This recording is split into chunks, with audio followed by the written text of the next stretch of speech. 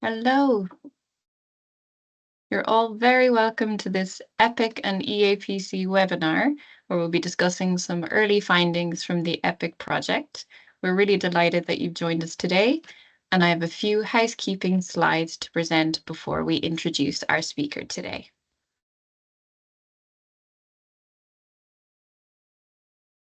Please note our webinar will start shortly. We have many people registered to attend today, so we will allow a minute or two for all participants to join.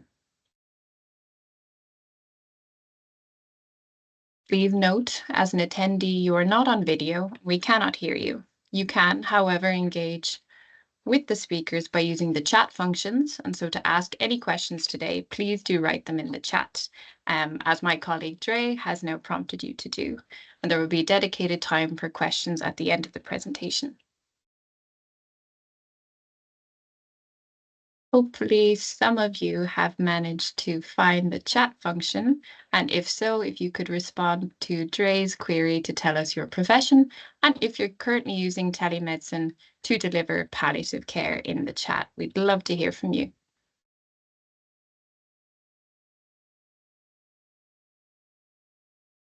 Please note, to suit your own accessibility needs, you can also increase the size of the slides, and you can translate them into multiple language options as well. However, do note that the translation option is limited to text box and will not work for embedded images within the slides.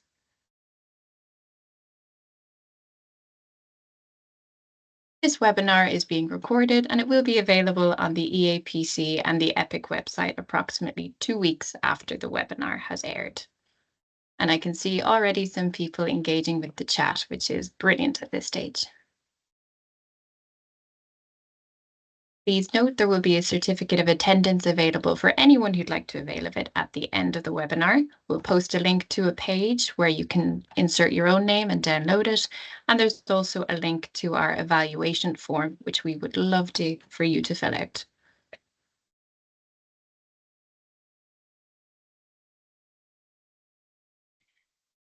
Okay, so today's webinar comes from the EPIC project, which is an EU-funded project trialling palliative care consultations via telemedicine for individuals in intensive care units. The EPIC project involves both the clinical trial and specific sub-studies on the use of telemedicine for palliative care. And today's webinar concerns the project's ethical analysis, where our team in KU Leuven are researching the ethical considerations of this approach. So now it's my great pleasure to introduce you to our speaker today, Leen Krekemans. Leen is a PhD candidate in KU Leuven, whose research focuses on outlining the ethical considerations of using new technology in palliative care practices. Leen is also the first author of the highlighted systematic review published in August of this year. So you're very welcome, Leen, and the floor is yours. Thank you, Paula. So I will share my slides now.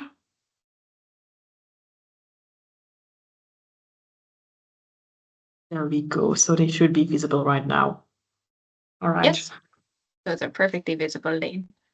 Welcome. So today I want to present the results of a systematic review we did on the topic of data health in palliative care settings, specifically regarding the ethical issues involved. So it is true that this research is part of the EPIC project, which stands for Enhancing Palliative Care in the ICU. Our first study specifically focuses on the ethics of palliative care in general. So the focus is not yet on the specific ICU context, but I'm sure it can be applied in that context as well. But this is something to keep in mind when going through the results of the review. Before we begin, I want to trigger your imagination a bit. So I'm sure you all have different backgrounds, but I want you to think of palliative care. And I just briefly want you to think about what you associate with palliative care. What comes up? What do you envision?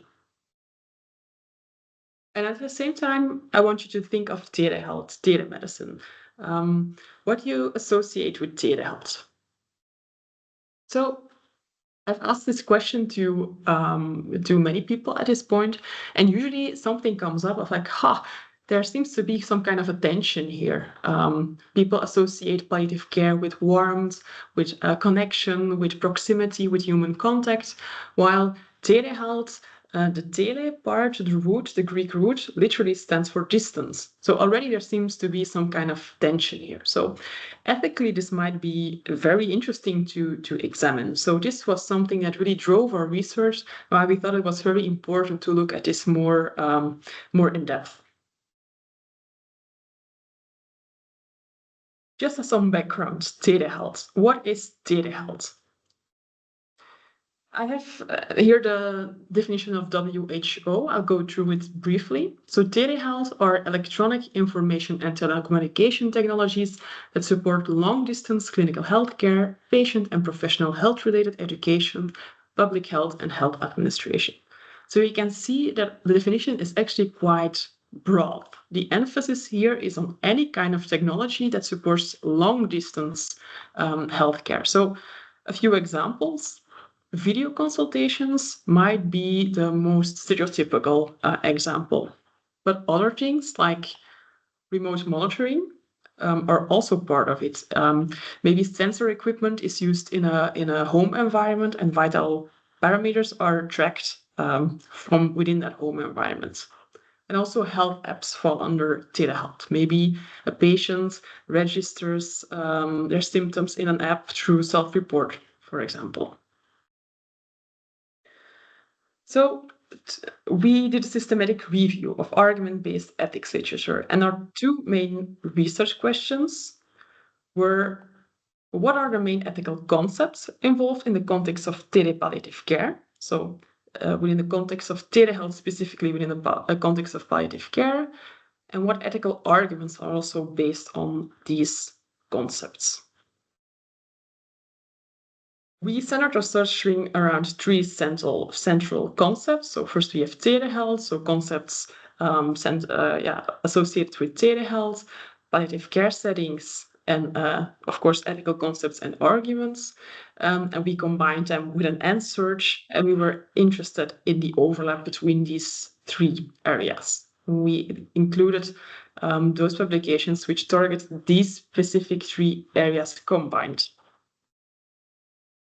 So these are the inclusion criteria, the eligibility criteria for our review. So we were only interested in publications in peer-reviewed journals, and they had to be full articles, case studies, editorials, comments, or letters to the editors. It means that we were not interested in publications that cannot be searched systematically for a methodological rigor and for reproducibility. We're also only looking at argument-based literature in which ethical argumentation is fully developed, and we are not interested for that reason in empirical literature or reviews.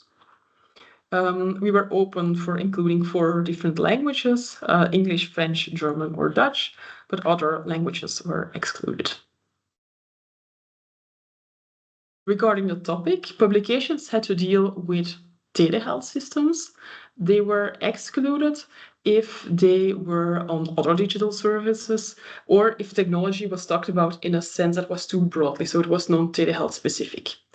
Obviously, they also had to deal with the context of palliative care, so other medical specialties were excluded, and they had to contain fully elaborated ethical concepts or arguments. So if ethical aspects were only mentioned briefly, then publications were not eligible for inclusion. Here you see an overview, a Prisma flowchart of the search we did. So you can see that we did quite an extensive search in 12 databases. Very quickly, I'll note that we also tried, we aimed for some diversity in the databases. So we had both more medical databases, but also more technological databases and also more philosophical databases. And after all the screening, we ended up with 26 publications that we included. Now for data extraction and synthesis. We did qualitative analysis of the included publications. Very briefly, we used the qualitative analysis guide of Leuven. So this is a 5-step process. First, you start with rereading the text to really gain a thorough, holistic understanding of the texts. And then we made for each individual included publication, we made a summary report in which we outlined the relevant ethical content of that publication, but we still stayed quite close to the original wording of the publication. And then eventually we developed that summary report into a conceptual scheme, which is a more abstract level conceptualization of the relevant ethical context within a specific publication. This was also for rigor. We followed a forward-backward reading checking process. So we really went back to the original publications many times to check that this conceptualization was as accurate as possible. And eventually we combined these individual conceptual schemes in a general conceptual schemes. And this general conceptual framework informed the results section of our review. As some background information, these are the characteristics of the included publications. So you can see that the literature that we included was very recent, almost 3/4 were from the last five years. So this also makes sense. Telehealth is quite a recent development, and it got a huge boost over the COVID pandemic. Then over half of the first authors had a background in the US, so there's definitely a need for more European perspectives. And half of the first authors had a background in medicine. So the results. Within the results, we could distinguish between two main approaches. So the ethical concepts that are used, the ethical arguments that are being made, we could categorize them in two broad ethical well-established approaches. So the first one are ethical arguments related to principle, so a more principlist approach within bioethics we saw arising here. And the second one are ethical arguments related to care. So ethics of care is another well-established approach within bioethics. And I will start with the first one, ethical arguments related to principles. Very briefly, within this first principlist approach, there are four main ethical principles that are relevant. And the first one is respect for autonomy. The second one is beneficence, which deals with all kinds of different benefits for different stakeholders. The third one is non-maleficence, which deals with the concept of risk and harm, avoiding harm. And the final one, the fourth one, is justice. And I will start with respect for autonomy. It was quite remarkable. Within these publications, we really saw that a dual impact of telepalliative care on autonomy was revealed. And we saw this on multiple levels. To begin with, telepalliative care could both promote autonomy by promoting choice, but also compromise autonomy by diminishing choice. So, for example, telepalliative care might really offer more opportunity for care in a home environment. So it would really give patients more options, which would promote autonomy. At the same time, if telepalliative care was used to replace more traditional palliative care services, then there would be less choice for patients, and it would actually be, their autonomy would actually be diminished. So here you see this dual impact. Also, on another level, there's this potential dual impact on autonomy. And this is through either disempowerment or empowerment through data. So think of the telemonitoring devices, for example, and self-report through apps. They could really strengthen the voice of patients. This data could really empower the patient's voice. But at the same time, if you're only looking at the data, from monitoring devices, for example, and you're not really consulting the patients, there's a real risk of disempowerment of this patient voice. So again, you see this dual impact on autonomy. And third, also regarding either independence or dependence. So independence, if telepalliative care might actually bring self-management options. It might create a more supportive home environment, for example. So this might really promote independence. At the same time, dependence is also a risk. again, with telemonitoring devices, for example, patients or their caregivers, they might become more reliant on these devices. So they might be less vigilant tracking their own symptoms, and important information or important changes in symptoms might be missed, which might be especially problematic in case of technology failures, for example. Also closely related to the concept of respect for autonomy is informed consent. And which was quite remarkable is that informed consent is not only important to be obtained from patients, but also from informal caregivers. And this is the case because informal caregivers might be assisting patients quite often. So patients and family members, they share a home environment. So family members might be captured in a teleconsultation, for example. Maybe caregivers, family members are offering tech support, for example. So risks that patients face, informal caregivers might also face the same risk regarding privacy, for example. So it's also important to get their informed consent when using telepalliative care. There are a few obstacles regarding obtaining valid informed consent, though. For example, the risks are still quite unknown. The use of telehealth is still quite new, and especially using telehealth within the context of palliative care is very, very new. So we're not really very familiar yet with kind of risks which are involved. So if we don't know the risk, it's impossible to inform patients and family members adequately. So this is an obstacle.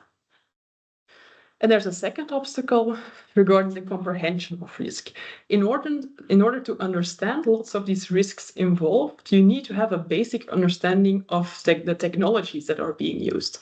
But for some patients, this might not be feasible. If you're not used to working with a smartphone, it's very hard to understand risks regarding data security, for example. So what many of the publications or some of the publications recommend is really using a dynamic informed consent model. So in which it's important to re-evaluate informed consent in multiple instances as the understanding of patients also grows while using the technology. So privacy and confidentiality are also closely linked to the concept of respect for autonomy. But there are risks regarding privacy at different levels. So first of all, there's risks regarding digital data privacy. Second of all, also there's the presence of third parties. So I already mentioned that family members might be present in the same home environment. So if there's a conversation between a patient and a healthcare provider through a teleconsultation, yeah, there might be someone listening in on this conversation. And sometimes it might be really necessary to have that privacy, that confidentiality in that conversation. So this is also something to be aware of. And also disclosure of the home environment. Patients might not realize that they're giving healthcare providers more information than they're actually aware of. They're not only sharing their story, but they're also giving a look into their home environment. And this might be valuable because a healthcare provider might get more insight into a social situation of the patients, for example. Maybe they can even meet family members. So there's definitely also a positive side to this, but at the same time, it's something to be aware of, that they are exposing this extra information. And this brings me to the second principle, which is the principle of beneficence. Telepalliative care might offer benefits for different stakeholders. So first of all, for the patient, there might be improvements regarding symptom management. So, for example, the identification of symptoms. Symptoms are within palliative care very often underreported still, so it's important to really identify them properly. So self-management, self-report through apps might really aid in symptom identification, or in telemonitoring might assist in this.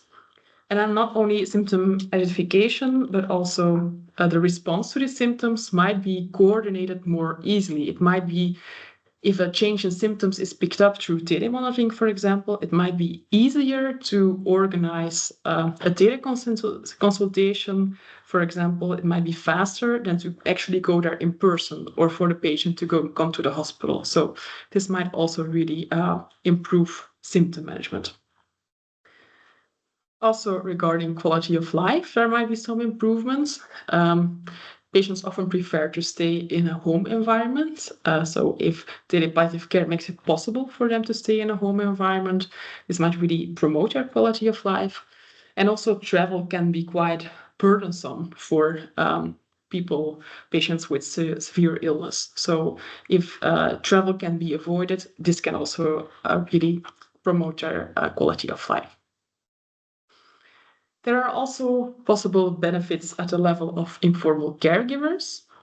And the one that is mentioned most often is that there's increased opportunity for emotional and social support. So maybe there is psychological care that can be offered through teleconsultations. Maybe there are online peer support groups. And the great benefit here is also that caregivers can stay in a home environment.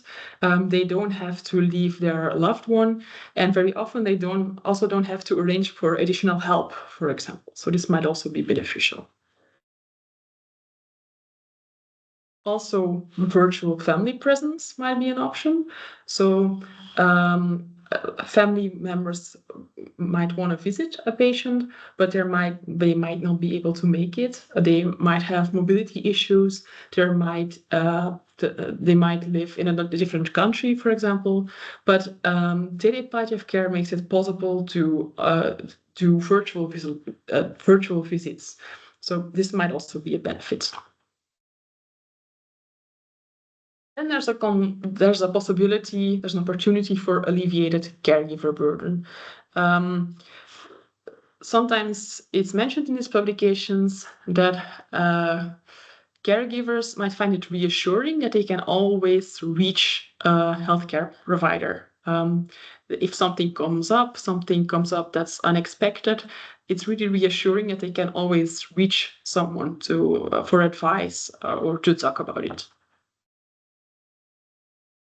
And there are benefits at the level of the healthcare provider. And the biggest one is here that collaboration and communication might be improved.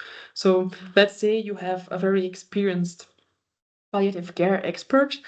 This person might be able to coach a less experienced healthcare professional, for example, or in very complex cases, support might be offered. And they don't have to be there in person, but maybe there's an opportunity for a phone call or a video consultation, for example. And also regarding advanced care planning, there might be some opportunities. In these cases, many different people have to come together at a given time point. So both family members, the patient, healthcare providers, and it can be difficult to organize these conversations. So from a practical point of view, telehealth might really aid organizing these conversations. This brings me to the third principle, the principle of non-maleficence. So here, multiple risks are identified. At the level of the patient, the fear that's mentioned most often is that there's a fear that telepalliative care would replace face-to-face contact. There's a real inherent value to face-to-face contact, in-person contact, human contact. And if telepalliative care were to replace these in-person visits, patients would really be missing out. So that's why these publications also mention telepalliative care should never be used as a substitute for more traditional palliative care, but should always be used as a complement next to more traditional palliative care. They also emphasize that telepalliative care should not be used as a one-size-fits-all approach. So if telepalliative care were to be implemented, it should really be implemented case by case. Is this the right fit for this specific patient within his care context? And if this is not done, then there's a risk of a misfit, and it would it could harm the patient. Also, there's the risk of medicalizing the home environment. So a couple of times I already mentioned that there might be benefits of staying in a home environment. It might be what patients prefer in many cases, but at the same time, if we're bringing more and more medical equipment in this home space, for example, telemonitoring equipment, this might medicalize the home environment and it might undermine some of the beneficial aspects of that home environment. So this is also something that's stressed in the publications that we should be aware of. Then at the level of the healthcare provider, the main risk here is that physical examinations are not possible through teleconsultations. Maybe important information might be missed in this way, which might harm the patient. And also in some cases, it might still be necessary to go there. If there's a sudden change in symptoms, if there are very severe symptoms, it's still necessary that a healthcare provider goes there in person. For other aspects, some authors are a bit more positive and they say for simple examinations, this might be possible. A simple skin assessment, for example, might be possible through a screen. And this brings me to the final principle, which is the principle of justice. First of all, concerns regarding access and equity are discussed. So regarding access, it could really go both ways. So on the positive side, something that comes up very often in publications is that telepalliative care might be especially beneficial for overcoming geographical barriers. So people who live in very rural areas and don't have access to palliative care might now be able to access palliative care services through telehealth. People who have mobility issues and cannot travel, cannot reach a hospital, same case. So this might really lower these barriers. Also regarding the cost of travel, if people don't have to travel, they also don't have to finance the travel. So this might also lower some barriers. But at the same time, there are also some concerns. So because telepalliative care might install some technology-related barriers.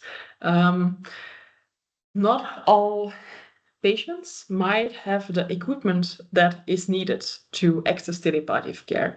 Not all patients might have the infrastructure like a smartphone or might have internet, especially maybe patients in rural areas, for example.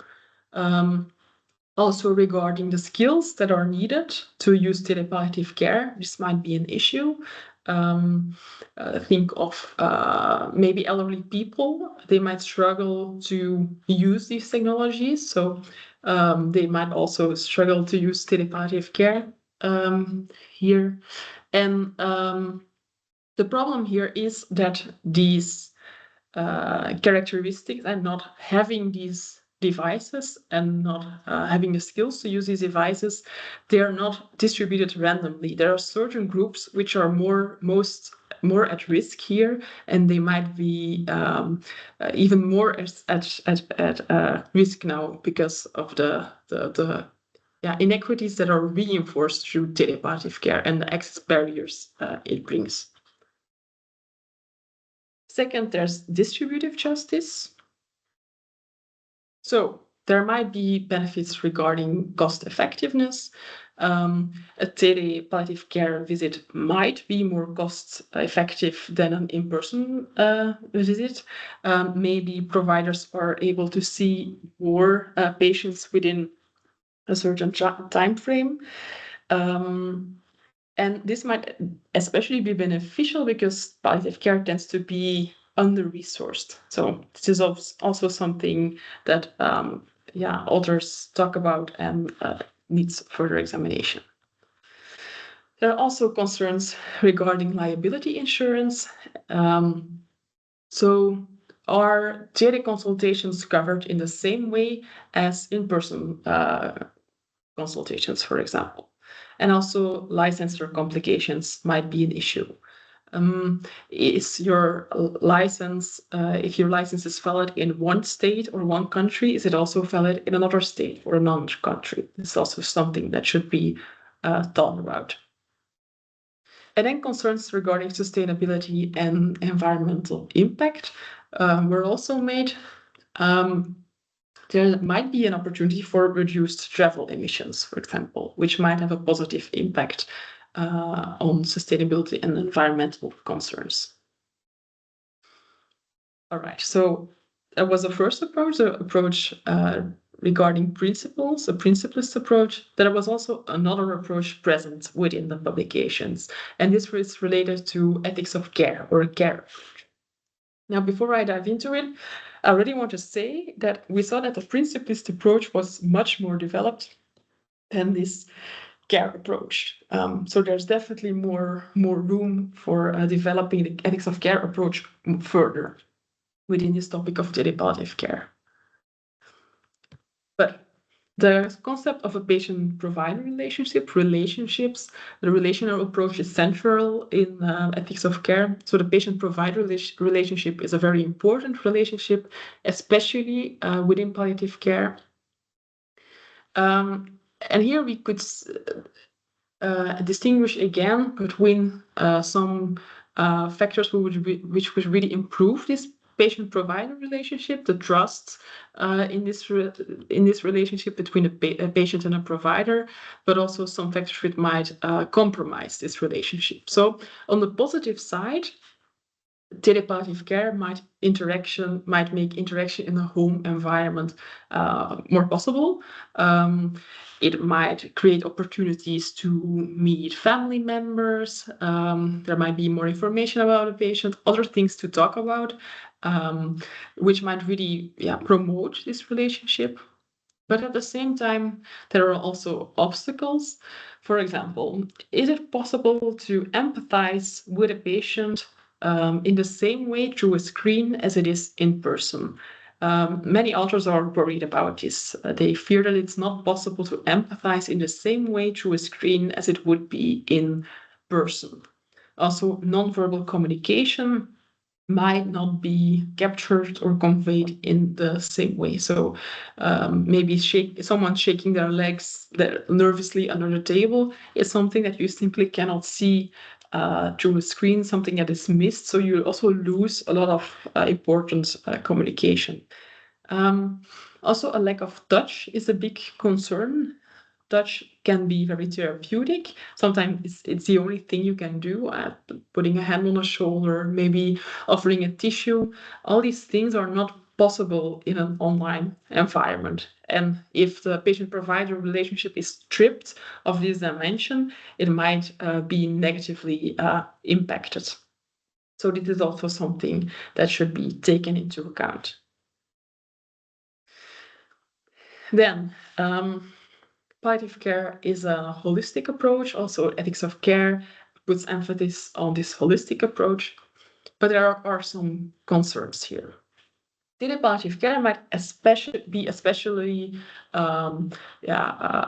good for the quantifiable aspects of care. So let's say the online examinations, skin assessments might be possible. It's a very physical thing. Telemonitoring, tracking parameters, it's again a very physical thing. But what about the other aspects of care? What about existential, spiritual, the emotional, the social dimensions of care? They are equally as important, but palliative care might risk neglecting these dimensions a little bit. So there might be a risk of reducing patients to only this physical dimension here. And this would really compromise palliative care in a way, because palliative care inherently is of a holistic discipline. So this is also something that we should be aware of. All right. So maybe if we look at these results, I think we can see that some of the ethical issues really go to the core of palliative care as a discipline. And again, in both ways. So the disruption of the patient-provider relationship, palliative care people are dealing with often very distressing situations. It's important that you can confide in someone, that there's this trust there, that this patient-provider relationship is really solid. So if there are factors that influence this relationship in a negative way, this is not something that should be taken lightly. It really goes to the core, to the heart of palliative care as a discipline. The same thing with holistic care. Palliative care is, in essence, a holistic discipline. So if this is compromised, we should not take it lightly. At the same time, the same holds true for some of the positive impacts of palliative care. So we also mentioned potential improvements in quality of life, for example.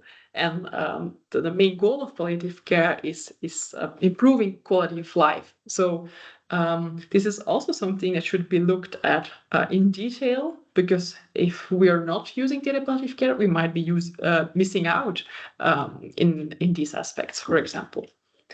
So something that also might become quite evident when looking at results is that palliative care can be a double-edged sword. So I think there was plenty of nuance in the results we found in the review.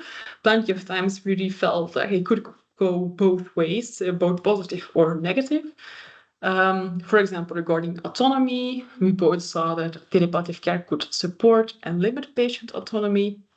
Regarding access, it may improve access, but also reinforce inequities. Regarding home care, there might be in-home care benefits, but at the same time, there's a risk of medicalizing the space. So I think this is also really a takeaway that we should be aware that palliative care can be this double-edged sword.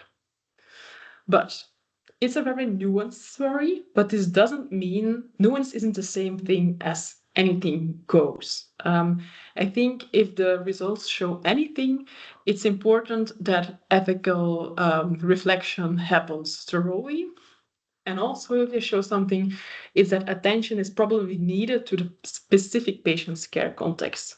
So it might be difficult to make general claims regarding palliative care, but it might be especially an issue of seeing if there's a fit between a specific patient care context and this specific technology.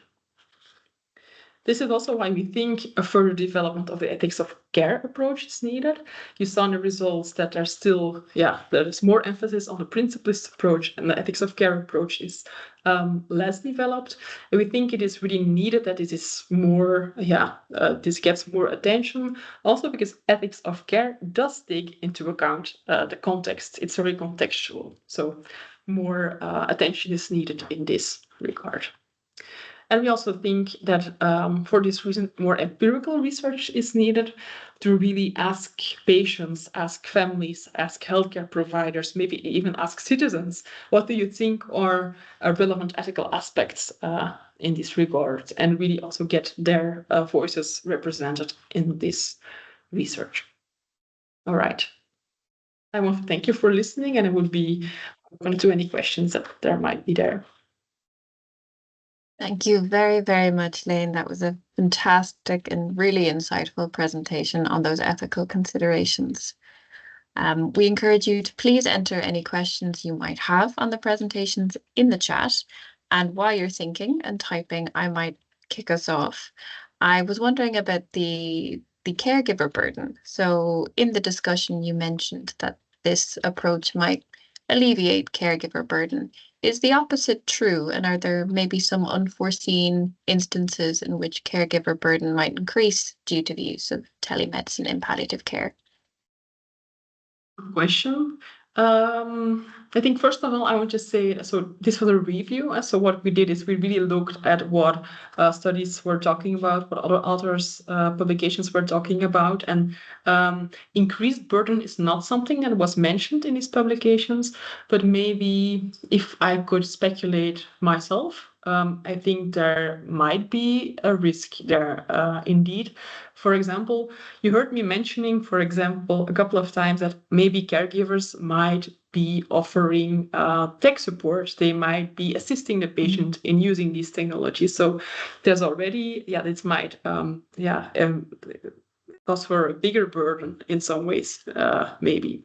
Another way I could see caregiver burden maybe being increased a little bit is, so there might be less need for travel.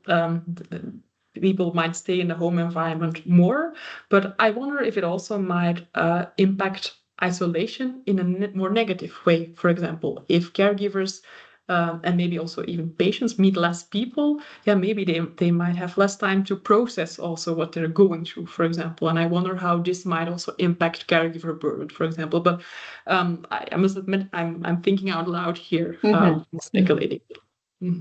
No, really, really interesting points there as well.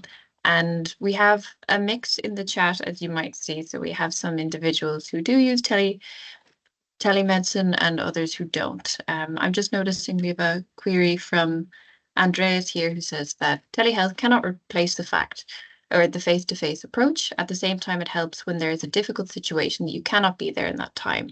This is a challenge in our daily clinical care with elderly patients often finding it difficult to use technology.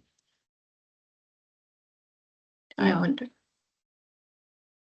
And with the mix of attendees we have some individuals who are using telemedicine and some who are not. I wonder, what is your key takeaway from this review for these clinicians in attendance? That's a good question. I think the